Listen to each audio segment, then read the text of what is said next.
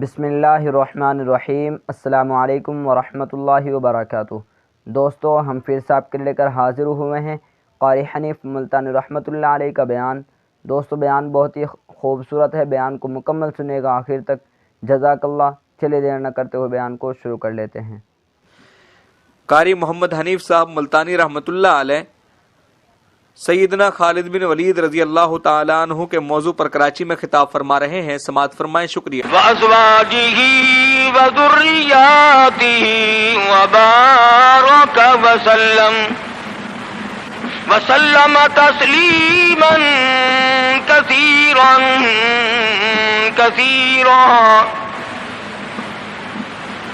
أما بعد فأعوذ بالله السميع العليم من الشيطان الرجيم بسم الله الرحمن الرحيم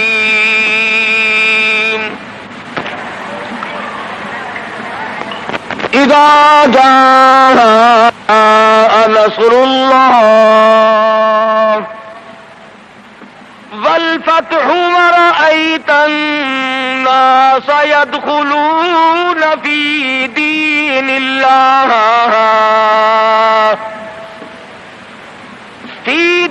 الله أفواجا فسبح بحمد ربك واستغفره إنه كان توابا وقال النبي صلى الله تعالى عليه وسلم كن في الدنيا كأنك غريب وقال النبي صلى الله تعالى عليه وسلم الدنيا مزرعة الآخرة وقال النبي صلى الله تعالى عليه وسلم من أحيا سنتي عند فساد أمتي فله أجر 100 شهيد وقال النبي صلى الله تعالى عليه وسلم من صلى علي واحدة صلى الله عليه 10 مرات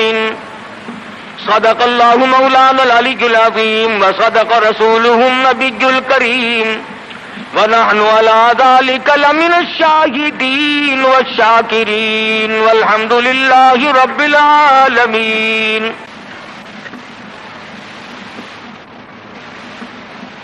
محترم بزرگوں، عزیز دوستوں،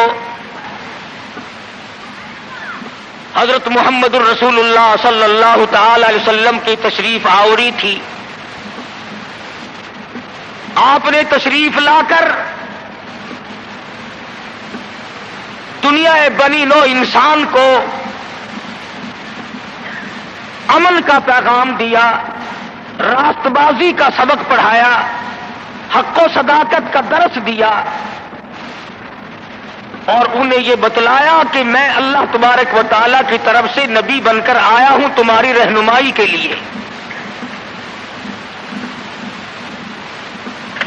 جن لوگوں کے مقدر اچھے تھے، جن کے نصیب اچھے تھے، انہوں نے موافقت کی، دامن پکڑا، غلامی کی، جانثاری کی، اور دامن پکڑا تو ایسا پکڑا کہ جان کے ٹکڑے تو ہو گئے مگر حضور اکرم صلی اللہ علیہ وسلم کا دامن نہ چھوڑا۔ مصائب ٹوٹے،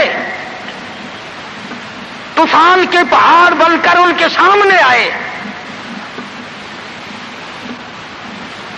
تلخ سے تلخ وادیوں سے ان حضرات کو گزرنا پڑا، مگر کوئی تاریخ میں ثابت نہیں کر سکتا کہ محمد کریم صلی اللہ علیہ وسلم کے کسی دیوانے نے دین کو چھوڑا۔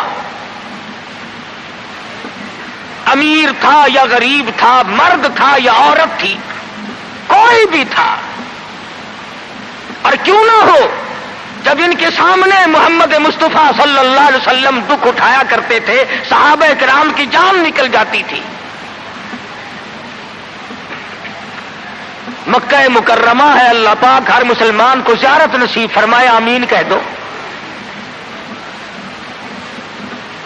مسلمانوں کی تعداد بڑی کم ہے،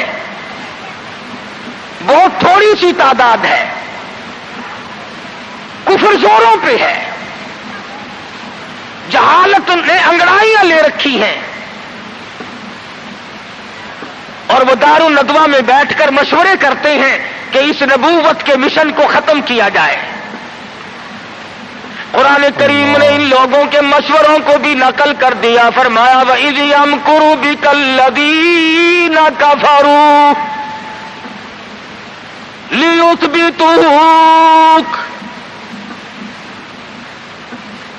محمد صلی اللہ علیہ وسلم کو قید کر دو، ان کی تحریک ختم ہو جائے گی، ان کا مشن ختم ہو جائے گا۔ او یخرجوک، یا انہیں جلا وطن کر دو، دیش نکالا دے دو۔ او یقتلوک، سرے سے قتل کر ڈالو، نبوت کو دنیا میں سے بے نام و نشان بنا دو۔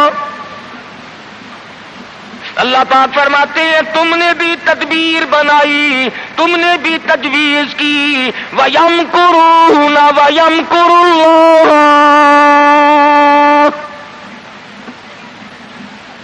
تم نے بھی تجویز بنائی، تم نے بھی پروگرام بنایا، تم نے مشورے کیے میرے نبی کو ختم کرنے کے، تم ختم کرنے کے پروگرام بناؤ، میں حفاظت کا پروگرام بنائے بیٹھا ہوں۔ واللہ خیر الماکرین، پھر دیکھیں گے کس کی تجویز کارگر ہے، کون آگے نکلتا ہے۔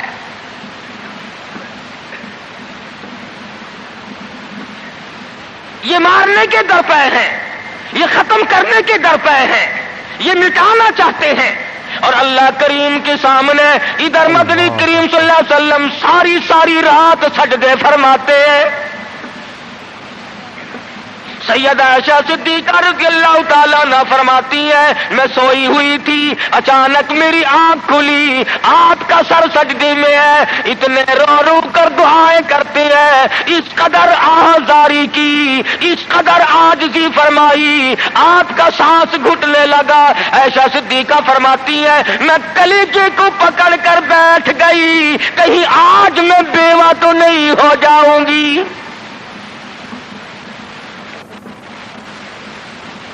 دعائیں مانگتے ہیں میرے پروردگار میری امت کو معاف کر دے، میری امت کو بخش دے۔ آواز آتی ہے او میرے کالی کملی والے، او محبوب رویا نہ کر، اتنا پریشان نہ ہوا کر۔ وما کان اللہ لیعذبہم وانت فیہم، وما کان اللہ معذبہم وہم یستغفرون۔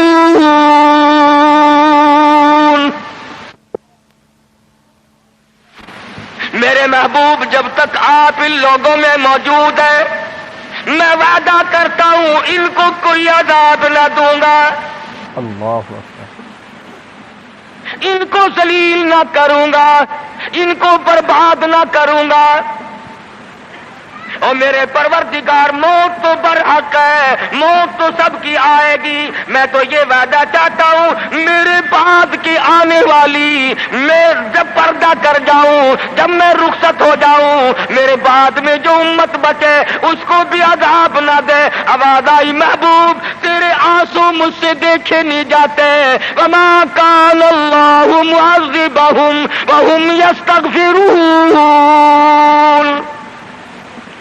جو استغفار کرنے والے لوگ ہوں گے، جو مجھے منانے والے لوگ ہوں گے، جو معافی طلب کرنے والے لوگ ہوں گے، میرے محبوب میرا تجھ سے وعدہ ہے، مجھے اپنی کبریائی کی قسم میں انہیں بھی برباد نہیں کروں گا۔ امت کے لیے رات دن دعائیں مانگی، رو رو کر دعائیں مانگی۔ حضرت ابو ہریرہ رضی اللہ تعالیٰ عنہ فرماتے ہیں مدنی کریم صلی اللہ علیہ وسلم قرآن کی تلاوت فرمایا کرتے تھے، جب عذاب کی آیت آتی اتنا سانس پھول جاتا، اس قدر گھبراہٹ آ جاتی، مجھے یوں آواز آتی جیسے ہنڈیاں کھول رہی ہو۔ نہ नबी सारी सारी रात रोए, नबी के कदमों पे वरम आ गए, सारी सारी रात कुरान की तिलावत की। उम्मत की रात फिल्म में गुजरती है, उम्मत की रात टेलीविजन पे गुजरती है, उम्मत की रात बदमाशी में कट रही है, उम्मत की रात बदकारी में कट रही है। सफेद दाढ़ी हो गई, कब्र की तैयारी है, आज तक ये ना सोचा सुम्मा लम यतूबू फलहुम अज़ाबु जहन्नम वलहुम अज़ाबुल हरीक। जला देने वाला अज़ाब तबाह कर देगा। कौन इस सीरत को पढ़े? कुरान जो सीरत बयान करता है, कोई क्या सीरत बयान करेगा? सहाबा इकराम ने जिनकी आंखों ने हुजूर का हाल देखा, तुमने कभी अपने नबी का लिबास न पूछा। बटन की जगह मेरे आका के कुर्ते मुबारक में कांटे चुभे हुए हैं। आराम फरमाते हैं, गले में कुर्ता नहीं है। सहाबी ने सोचा मुझसे ज्यादा किसी को भूख न होगी, पैगंबर के सामने जाकर कुर्ता उठा दिया। या रसूल अल्लाह, जरा देखो मेरा क्या हाल है, सीधा नहीं हो सकता हूं, पेट पे पत्थर बांध रखा है। रहमत वाले हाथों से कुर्ता उठाया और सहाबा की आंखों ने देखा एक के बजाय दो पत्थर बंधे हुए।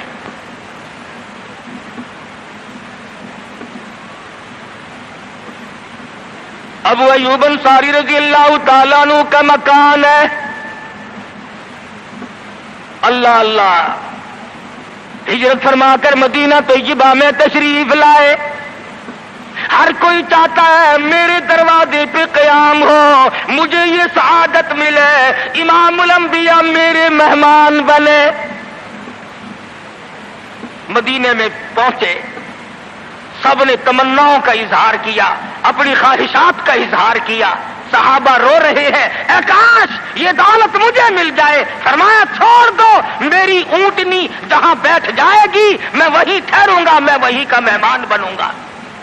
जिन घरों में बिस्तरे थे, जिन घरों में खाने थे, जिन घरों में तमाम था, इंतजाम था, ऊंटनी चलती गई चलती गई चलती गई। अबू अय्यूब अंसारी के दरवाजे पे जाके बैठ गई। अबू अय्यूब अंसारी के घर में 3 दिन का पहले से फाका है। और मुसलमान तू तो आज मेहमान भी बड़े आदमी का बन के राजी है, बेटी देने के लिए बड़े आदमी ढूंढता फिरता है, लड़के के लिए दुल्हन तलाश करने के लिए बड़े आदमी ढूंढता फिरता है,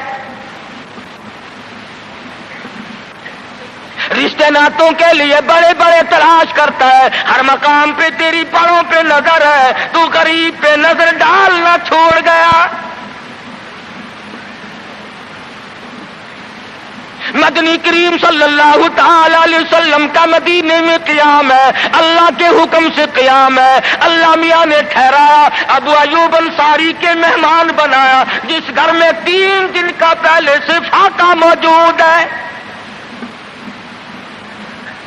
अर्ज करने लगा, मेरे आका आप ऊपर क़याम फरमाएंगे या नीचे क़याम फरमाएंगे? फरमाया हमें आने जाने में तकलीफ होगी, हम ऊपर नहीं जाते, हम नीचे रहेंगे, बाल बच्चों को ऊपर ले जाओ। नबी अबू अय्यूब अंसारी रज़ी अल्लाह ताला अन्हु के बाल बच्चों से एतराज फरमाते हैं, ऊपर चले जाओ, हम नीचे ठहरेंगे ताकि पर्दा कराने में बार बार हमें तकलीफ न उठानी पड़े। और नबी अपने उम्मती की बीवी की इज्जत को, आबरू को कितना अजीज रखता है, और आज मुसलमान जो है वो सड़कों पे घसीटे फिरता है।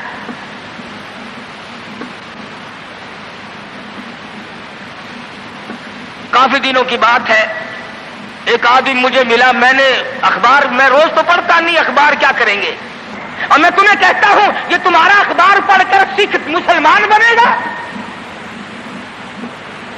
ये तुम्हारा अखबार पढ़कर चूड़ा चमार हिंदुस्तान का बनिया और हिंदू वो इस्लाम लाएगा? मैं अभी 80 में जब हिंदुस्तान गया पटियाले शहर में जोहर की नमाज जब मैं पढ़ के निकलने लगा, एक औरत ने मेरा यहां से हाथ पकड़ा और कहने लगी, मौलवी तू पाकिस्तान से आया? मैंने कहा हाँ बहन पाकिस्तान से आया हूं। रो पड़ी और कहने लगी, वो मोहम्मद इब्ने कासिम कब आएगा? तुम सारे मर गए, सैयद की बेटी हो, सिख के घर में 34 बरस हो गए खंजीर खाते हुए, और कब छुड़ाओगे?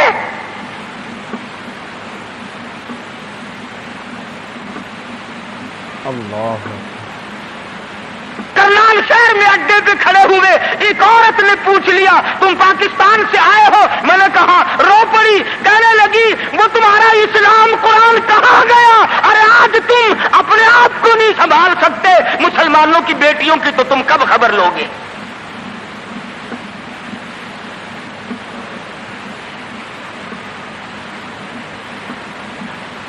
मदनी करीम सल्लल्लाहु ताला अलैहि वसल्लम फरमाते हैं, हम नीचे क़याम करेंगे, तुम ऊपर चले जाओ। अबू अय्यूब अंसारी ऊपर तशरीफ ले गए। दिल में ख्याल आया, नबी का हुक्म मिला, मैं ऊपर आ गया। अदब के खिलाफ है, मैं ऊपर बैठूं, मेरे आका नीचे है।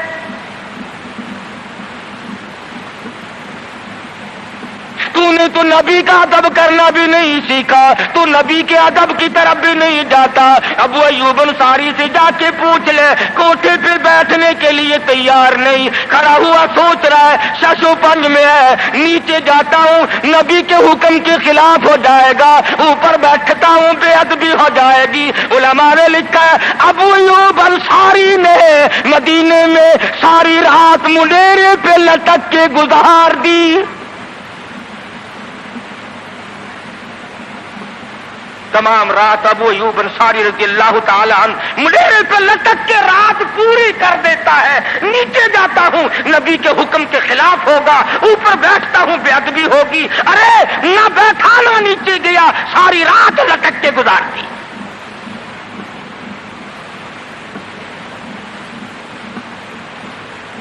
आज हम सोचने पर मजबूर हैं कि आखिर हम बेअदबों के साथ होगा क्या, बनेगा क्या? जिन लोगों ने अदब किया उनके मुकद्दर जाग उठे, उन लोगों को खुदाबंदी करीम ने दुनियाई में वक्त लगाए। हज़रत खालिद इब्न वलीद रज़ियल्लाहु ताला अन्हु, इत्तला दी गई, खबर मिली कि ईसाई सरदार, ईसाई बादशाह 1.5 लाख के करीब फौज लेकर मुसलमानों पे हमला करने के लिए आया है।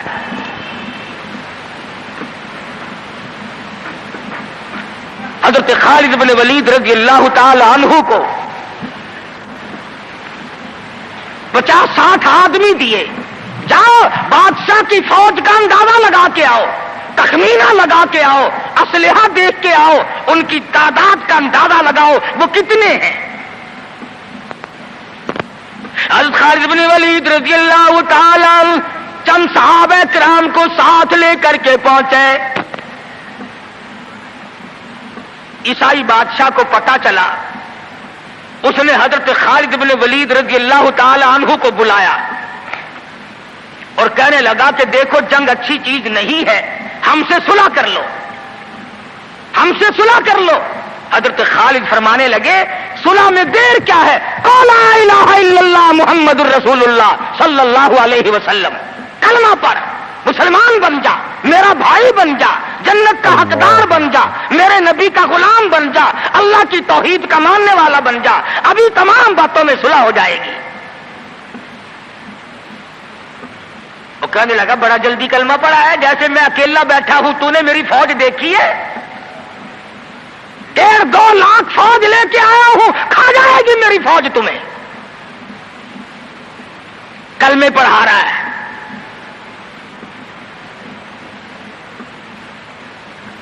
हज़रत खालिद को कहने लगा, तुझे पता नहीं तू किसके सामने खड़ा है? फरमाया, हां, एक ईसाई काफिर के सामने खड़ा हूं। वो कहने लगा, है कोई जल्लाद? फौरन तलवार लेकर हाजिर हो गए, कहा इस गुस्ताख की गर्दन काट मारो।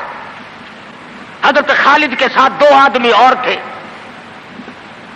انہوں نے یہ نہیں کہا ہے جی اجی ہم تو یوں ہی بات کر رہے تھے جی، اجی آپ برہم ہو گئے، اجی حضور آپ ناراض ہو گئے۔ حضرت خالد نے یہ نہیں فرمایا کہ باہر والوں کو اطلاع کر دو، وہ 50-60 آدمی تو ہمارے ساتھ مل جائے۔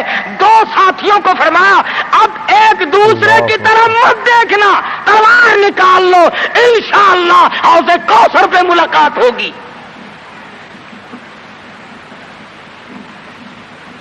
3 آدمی 1.5-2 لاکھ کے مقابلے میں ٹکرا گئے، یہ نہ سوچا کہ ہوگا کیا۔ حضرت خالد بن ولید رضی اللہ تعالیٰ عنہ اور 2 ساتھی اور تمام کافروں کی فوج میں گھر گئے، جنگ شروع ہو گئی۔ ابو عبیدہ بن جراح رضی اللہ تعالیٰ عنہ کے خام میں مدنی کریم صلی اللہ علیہ وسلم تشریف لائے، فرمایا ابو عبیدہ تو سویا ہوا ہے، میرا خالد گھیرے میں آ گیا۔ گھبرا کے اٹھے، شور مچایا، لوگوں جلدی کرو پہنچو، خالد گھیرے میں ہے۔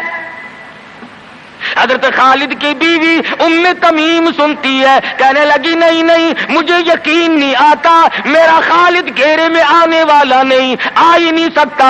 گھر میں کھڑی ہو کر چاروں طرف نظر مارتی ہے، دیکھتی کیا ہے؟ وہ ٹوپی جس میں امام الانبیاء محبوب کبریا حضرت محمد مصطفیٰ صلی اللہ تعالی علیہ وسلم کے منہ مبارک رکھے ہوئے تھے، وہ بھول آئے۔ ام تمیم کہتی ہے خالد تو ضرور گھیرے میں آ گیا، تیری ٹوپی یہاں رہ گئی۔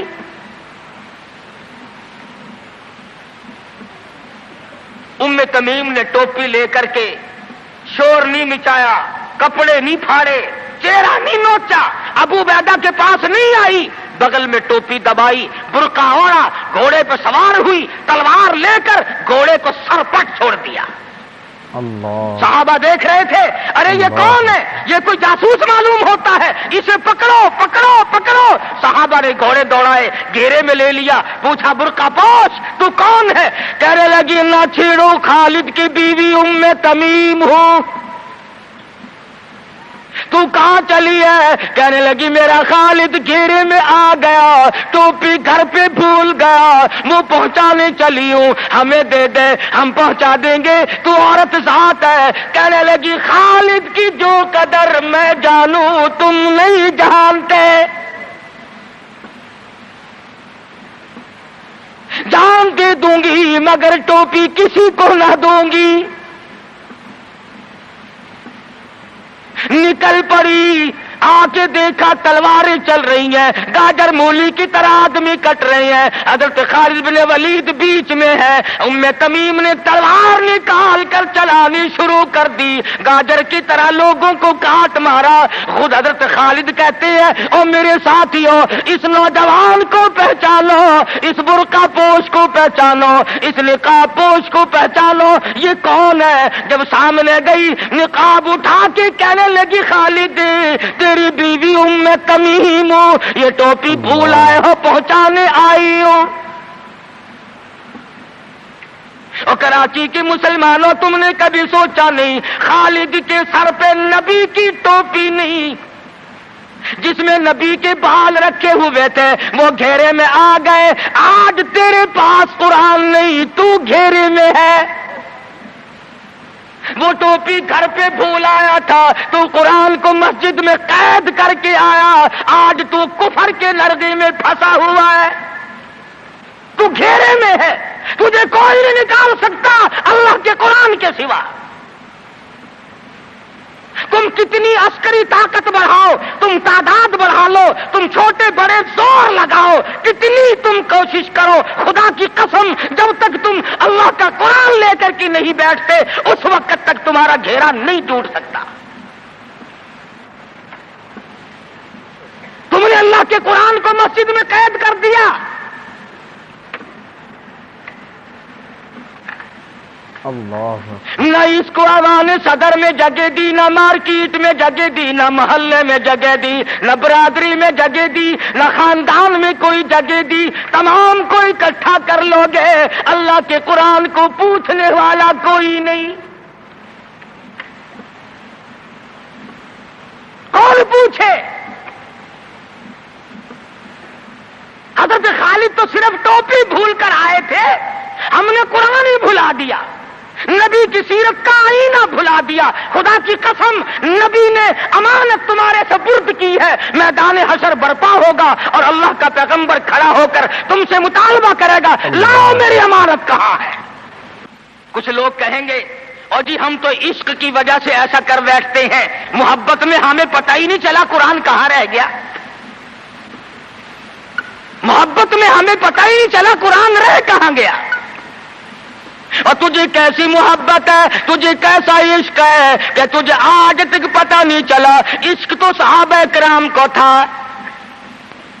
مدینہ منورہ ہے، اللہ پاک ہر مسلمان کو مدینہ پاک کی زیارت نصیب فرمائے۔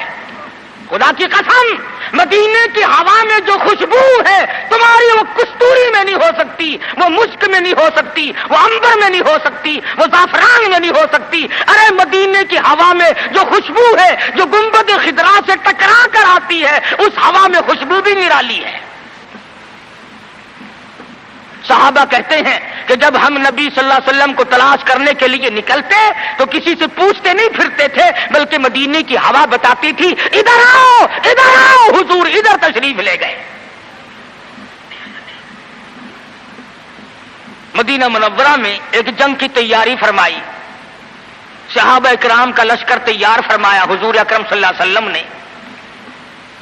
جمعے کا دن ہے، صبح کا وقت ہے، لشکر کو ساتھ لے کر کے تشریف لے گئے، 2-3 میل تک رخصت فرمانے کے لیے گئے،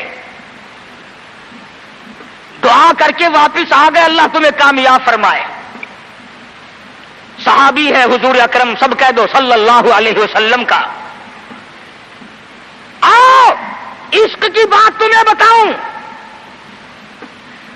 حضور اکرم صلی اللہ علیہ وسلم نے روانگی کے وقت فرما دیا، توجہ کرنا، لشکر کو رخصت کرتے وقت فرما دیا، اور میرے دیوانوں اور پروانوں اور میرے جانثاروں بات سنو، پہلے جھنڈا جعفر طیار رضی اللہ تعالیٰ عنہ کے ہاتھ میں دینا، پھر جھنڈا عبداللہ ابن روا کے ہاتھ میں دینا، پھر جھنڈا اسامہ بن زید کے ہاتھ میں دینا۔ حضور کے کلام کی مراد کو اگر صحابہ نہیں جانتے تو کون جانتا ہے؟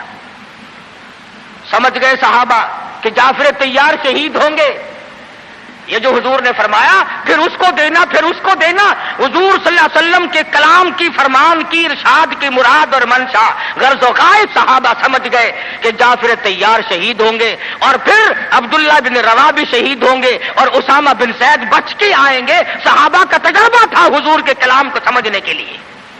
اللہ اکبر۔ عبداللہ ابن روا رضی اللہ تعالی عنہ نے سوچا کہ تسلی تو میری ہو گئی کہ میں شہید ہوں گا، اس جنگ میں واپس نہیں آؤں گا، مگر چلو جمعے کا دن ہے، سواری میری بڑی تیز ہے، میں آخری جمعہ سرکار دو عالم صلی اللہ علیہ وسلم کے پیچھے کیوں نہ پڑھوں اور جمعہ پڑھ کے جاؤں گا، ایک مرتبہ اور اپنے آقا کا دیدار کروں گا۔ واپس مدینے میں آئے، گھر نہ گئے، بیوی بچوں میں نہ گئے، باغ و بہار میں نہ گئے، فصل باڑی میں نہیں گئے، لوگوں میں نہیں گئے، سیدھے مسجد نبوی میں تشریف لائے۔ جمعے کی نماز کے بعد مدنی کریم صلی اللہ علیہ وسلم سے سلام کیا، حضور نے فرمایا عبداللہ میں نے تو تجھے صبح رخصت کیا تھا لشکر کے ساتھ، تجھے صبح روانہ کر دیا تھا، تو چلا گیا تھا فوج کے ساتھ۔ عرض کیا یا رسول اللہ میرے ماں باپ قربان ہو جائیں، آپ کے فرمان سے میں نے یہ اندازہ لگایا کہ میں شہید ہو جاؤں گا، میرا یہ آخری جنگ ہے، یہ آخری جہاد ہے۔ میرے دل میں ایک بات آئی، آج جمعے کا دن ہے، اپنے آقا کے پیچھے جمعہ بھی پڑھوں، آخری جمعہ پڑھوں اور آخری دیدار کر کے جاؤں۔ اب تھوڑے سے مجھے آپ بول کے بتائیں عبداللہ ابن رواح کا یہ عشق ہے کہ نہیں؟ کوئی ڈر کی بات نہیں، کوئی خوف کی بات نہیں، بیوی بچوں کی محبت نے نہیں کھینچا، باغوں کو دیکھنے نہیں گیا، بچوں سے ملاقات کے لیے نہیں گیا، ارے حضور کا عشق ہے، کہتا آخری جمعہ، آخری دیدار، آخری ملاقات۔ اور عرض کیا میرے آقا میں اپنے ساتھیوں کو جا ملوں گا، میری سواری بڑی تیز ہے۔ امام الانبیاء محبوب کبریا حضرت محمد مصطفیٰ صلی اللہ علیہ وسلم کا چہرے انور سرخ ہو گیا۔ فرمایا عبداللہ تو ساتھیوں کو نہیں مل سکتا، جب تیرے ساتھی جنت میں جائیں گے 500 سال بعد میں بہشت میں جا سکے گا۔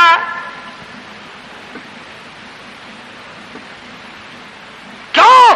اس لیے چاہے تم عشق کے تحت آئے، محبت کی وجہ سے آئے، جذبے کی وجہ سے آئے، جمعے کے لیے آئے، میرے دیدار کے لیے آئے، میری ملاقات کے لیے آئے، جب میں نے رخصت کر دیا تھا میرے حکم میں تاخیر کیوں کی؟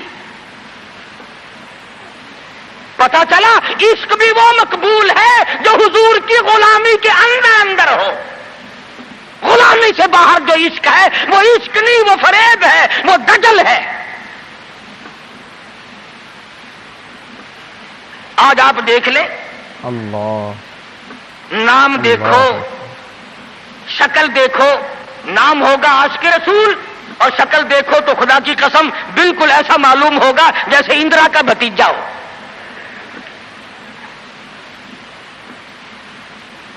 پہچان نہیں سکے گا آدمی۔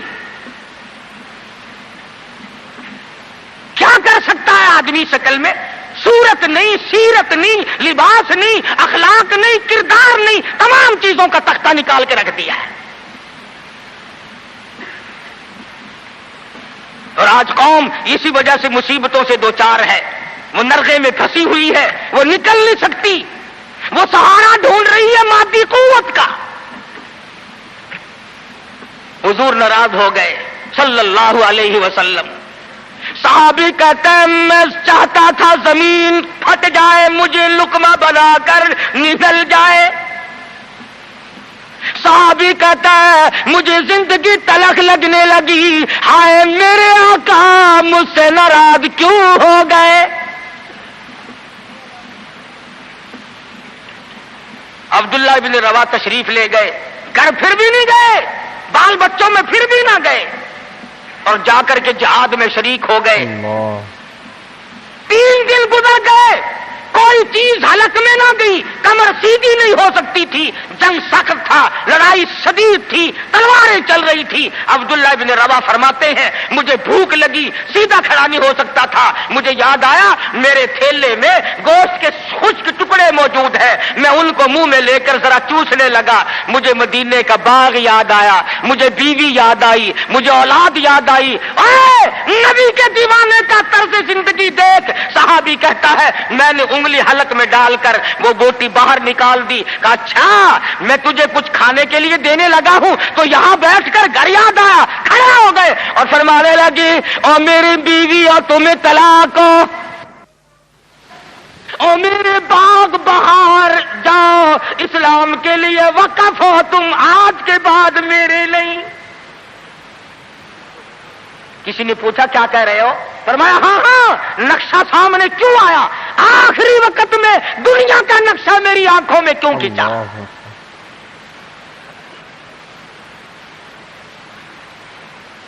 صحابی نے اپنے دل میں تصور بھی لانا اچھا نہ سمجھا، میری عاقبت خراب نہ ہو جائے، میری آخرت نہ بگڑ جائے۔ عبداللہ بن روا تلوار لے کر کھڑے ہو گئے، کسی نے لکھا 3 دن کا، بعض نے لکھا 5 دن کا بھوکا صحابی ٹکڑے ہو گیا۔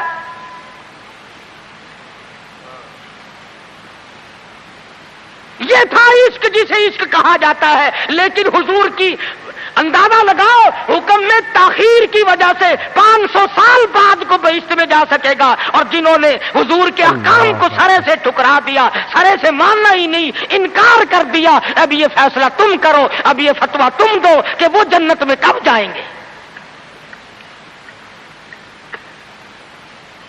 امام الانبیاء محبوب کبریا حضرت محمد مصطفیٰ صلی اللہ تعالی علیہ وسلم کے دیوانوں نے حد کر دی، پروانوں نے حد کر دی، جس صورت سے بھی ان کو لگایا گیا اسی صورت سے وہ آگے بڑھتے رہے۔ فاروق اعظم کی حکومت ہے، سب کہہ دو رضی اللہ تعالی عنہ۔ مصر کے علاقے میں انہوں نے ایک سازش بنائی، لڑکیوں کو ہارو سنگار کر کے کوٹھے پہ کھڑا کر دیا۔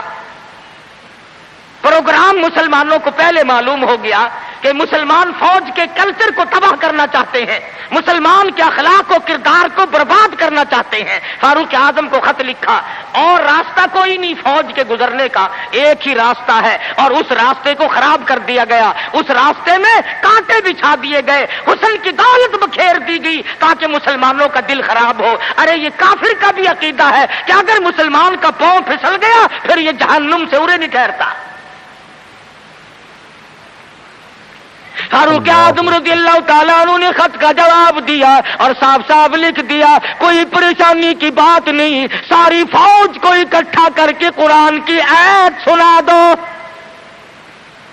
ساری فوج کو اکٹھا کر کے قرآن سناؤ۔ چنانچہ کمانڈر نے، سپہ سالار نے فوج کو اکٹھا کیا اور قرآن کریم سنا دیا، وَقُلْ لِلْمُؤْمِنِينَ يغضوا من أبصاركم ويحفظوا فروجكم ذلكم أزكى لكم إن الله خبير بما يصنعون۔ مسلمانوں، اپنی نظروں کی حفاظت کرو، اپنے ایمان کی حفاظت کرو۔ اگر تم کنکھی آنکھوں سے بھی دیکھو گے خدا تمہاری ساتھ ہے، وہ تمہاری تمام حرکتوں کو دیکھتا ہے۔ بس ایک قرآن کی آیت سنائی، سبینہ نہیں ہوا تھا، سارا قرآن نہیں سنایا، ایک آیت سنائی ہے مسلمان فوج کو، اور پھر حکم دیا گزرو اسی علاقے سے جہاں یہ تمام سازش کی گئی ہے۔ صحابہ گزر رہے ہیں، تابعین مسلمان گزر رہے ہیں، تالیاں بجتی ہیں، ڈانس ہوتا ہے، جھنکار ہے، گانا بجانا ہے، تمام مسلمان گزر گئے۔ لڑکیاں کہنے لگی، آئے اور جانے والوں تم سارے اندھے تو نہیں؟ اس حسن کو کوئی تو دیکھو، سر اٹھاتے نہیں۔ ایک مسلمان سپاہی گزرتا گزرتا کہنے لگا، کوئی کیسے دیکھے گا، سارے کے سارے اللہ کا قرآن سن کے آئے ہیں، سارے قرآن پاک سن کے آئے ہیں، یہ دیکھیں گے کیسے؟ لڑکیاں کہنے لگی، وہ قرآن کیسا ہے، اس میں کتنی قوت ہے، اس میں کتنی طاقت ہے، اس میں کتنی استعداد ہے، اس میں کتنی پاور ہے، جو ایسے حسن کے نظارے سے روک دے، جو ایسا حسن نہ دیکھنے دے۔ اور کہنے لگے، اور جانے والوں یوں نہ جاؤ، وہ قرآن کریم ہمیں بھی سناتے جاؤ، سناؤ ہمیں وہ قرآن۔ ایک مسلمان سپاہی چلتا بھی جاتا ہے، قرآن بھی پڑھتا جاتا ہے۔ تاریخ شاہد ہے، عیسائیوں کی بیٹیاں تھی، یہودیوں کی لڑکیاں تھی، کافروں کی بیٹیاں تھی، ارے تڑپ تو تڑپ کر نیچے چھلانگ لگائی، اور جانے والوں چھوڑ کے نہ جاؤ، ہمیں بھی یہ قرآن سناؤ اور ہمیں بھی اللہ کے بندے بناؤ۔ ایک آیت سن کر اتنا عمل کیا، جن کو سازش بنایا تھا وہ تمام لڑکیاں مسلمان ہو کر مجاہدین کے ساتھ ساتھ جاتی ہیں۔ آج سارا قرآن ہمارے سامنے ہے، اور قرآن بھی کیسا، جب کوئی مر جائے قرآن ختم کرنا، بھائی قرآن ختم کرنا، بھلا قرآن شریف کوئی 2-3 ورقوں کا جو ختم کرنا ہے، 4-5 آدمی بیٹھ جاتے ہیں، ورق گردانی کی، پلٹ دی الٹ دیے، پلٹ دی الٹ دی، جب اندازہ ہوا نا کہ کھانا تیار ہو گیا، انہوں نے کہا صاحب قرآن بھی ختم ہو گیا ہے۔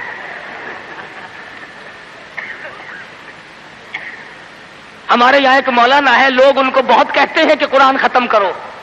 میری ملاقات ہوئی، میں نے کہا حضرت جی آپ تو دن رات قرآن پڑھتے ہوں گے۔ انہوں نے کہا کیوں؟ ہم نے کہا سارے لوگ آپ کے پاس آتے ہیں، دادی مر گئی قرآن پڑھنا، ماسی مر گئی قرآن پڑھنا، پھوپھی فوت ہو گئی قرآن پڑھنا۔ کہنے لگے میں ان کے بات کا نوکر ہوں، 3 دفعہ کل پڑھتا ہوں۔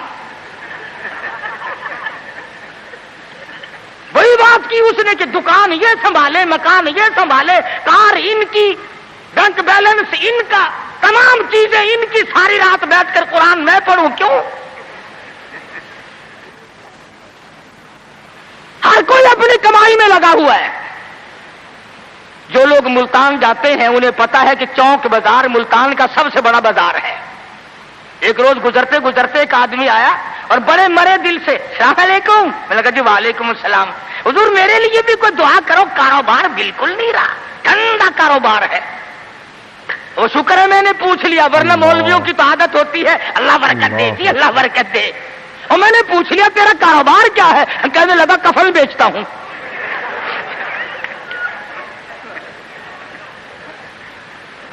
اور بدبخت میں نے کہا کاروبار بدل لے, لوگ مرے تو تیرا دھندا چلے.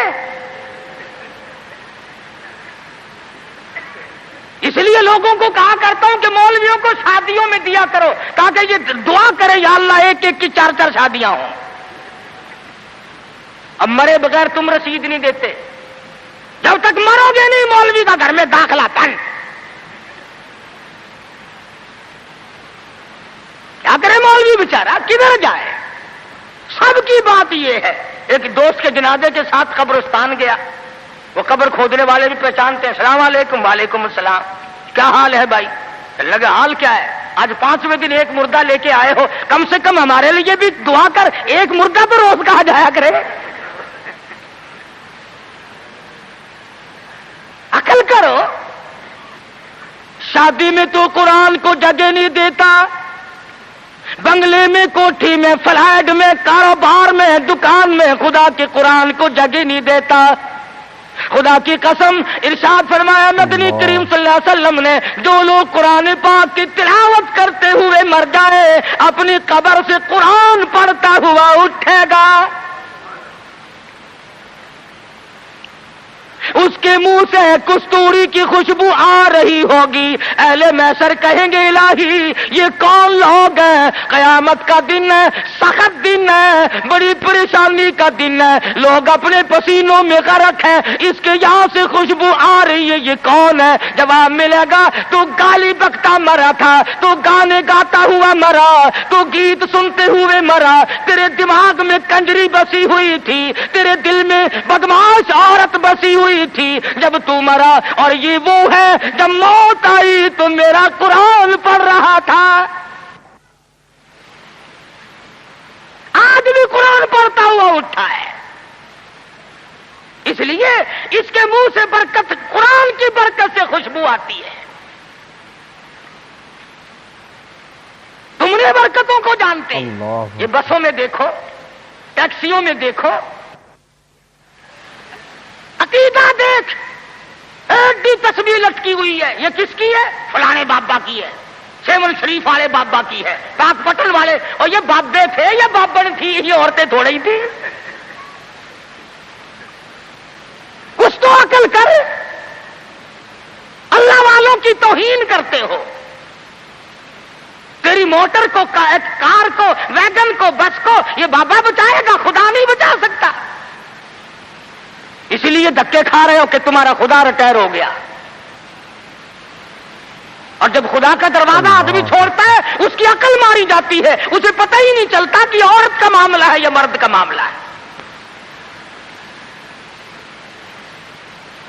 میں عرض کر رہا تھا کہ مسلمان اگر نبی کی سیرت کو سنتا ہے یا جانتا ہے اور مانتا ہے تو کوئی وجہ نہیں کہ مسلمان کو کچھ زیر کر سکے. وہی خالد بن ولید ہیں سبقید رضی اللہ تعالی عنہ. ایک دوسرا موقع آیا, کافر اپنی فوج کو لے کے آیا, بہت بڑا لشکر ہے, بہت بڑا لشکر ہے. کہنے لگا خالد چلا جا, بھاگ جا, ورنہ بوٹیاں اڑا دی جائیں گی تیری. کہنے لگا ہاں ہاں, تیرے جیسے کئی دیکھے بوٹیاں اڑانے والے, کیا بات ہے؟ اس نے کہا خالد میں وہ زہر لے کے آیا ہوں کہ اگر تلوار بجھا کر کے مار دی تو ٹکڑے ٹکڑے ہو جائے گا, بھسم ہو جائے گا, جل کر خاک ہو جائے گا. فرمایا کوئی بات نہیں, وہ زہر مجھے دکھا. وہ کافر نے, عیسائی سردار نے وہ شیشی نکال کر حضرت خالد کے حوالے کر دی. حضرت خالد نے اللہ کا نام لیا اور لے کر اتنا سخت قسم کا زہر جس میں نامعلوم کیا کیا چیز ڈالی ہوئی تھی, 2 قطرے زمین پہ ٹپکائے, زمین میں آگ لگ اٹھی, زمین میں آگ لگ گئی. खालिद का ईमान देखो, नबी के दीवाने का ईमान देखो, और नबी का सहाबी है, नबी का जानिसार है, नबी का गुलाम है। हाथ से शीशी ली और बिस्मिल्लाह करके तमाम शीशी को पीकर खालिद सामने खड़े हैं, फरमाने लगे देख तेरे सामने आराम से खड़ा हूं। कहने लगा कि तुम तो कुछ भी नहीं, तुम्हें तो ये जहर कुछ नहीं कहता, तुम क्या खाते हो, तुम क्या पीते हो, तुम्हारा क्या मतलब है, और जाओ अपने खेमे में, मैं तुम्हारे पास आऊंगा। ईसाई सरदार गया, खालिद को कहने लगा वो कुश्ता खिला, वो दवा पिला, जिसको जहर कुछ ना कहे, तलवारें ना डराए, तीर ना डराए, मरने से ना डरे। नाज़रीन इकराम, अगर आपको ये बयान पसंद आया है तो बयान को लाइक करना। हमारे चैनल पर अगर आप नए हैं तो हमारे चैनल हाफिज़ साहिब रिएक्शन को सब्सक्राइब कर वीडियो को ज़्यादा से ज़्यादा शेयर कर देना। मिलते हैं अगले वीडियो में, तब तक के लिए खुदा हाफिज़। अस्सलामु अलैकुम वरहमतुल्लाहि वबरकातुहू। दुआओं में याद रखना अपने भाई को।